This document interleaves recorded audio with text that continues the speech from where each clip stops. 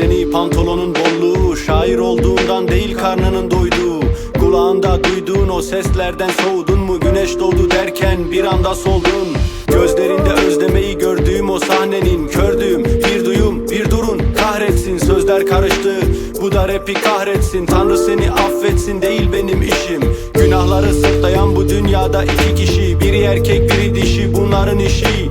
Bunların işi işte tam da böyle bir şey. Vahşice tüketince sonra çeker fişi. Benim işim şiirlerle sonra değişti işler. Kötü gidişler ard arda tutmayan dikişler. İnişler öylesine etkilemiş ki rapi, yükselişe geçmeden içlerine sinmişler. Dur diyorum artık bu kötü gidişe. Hip hop'ı saldılar yokuşlardan inişe. Küllerinden belki doğar diye toprağına döküyorum her gün bir şişe. Dur diyorum artık bu kötü gidişe. Hip hop'ı saldılar yokuşlardan inişe. Küllerinden belki doğar diye toprağına döküyorum her gün bir şişe. Anlatılmaz yaşanır, rap'e açken başlanır. Dokunaklı olmasa da herkes senden hoşlanır. Başkadır insanların yer altında sevgisi. Para edince sözler, ihanetler aşkadır. Şimdi yasla başını ummadığım bir duvara. Gangsterlik Türkiye'de tutmayan bir numara.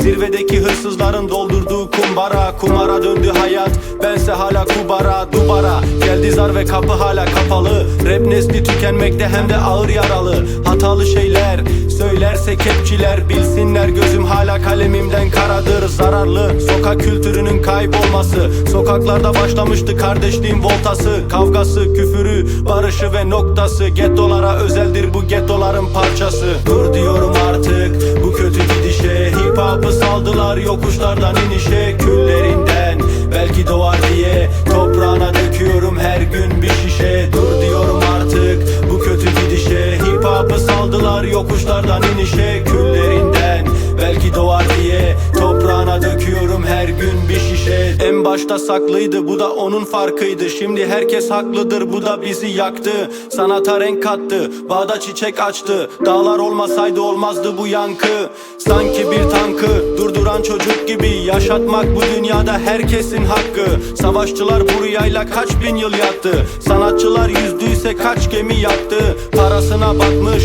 emeğini satmış ve gereğini yapmış mı? Sıradan bir kalkıştır, utanmadan kalkmış da her şeyi tatmış.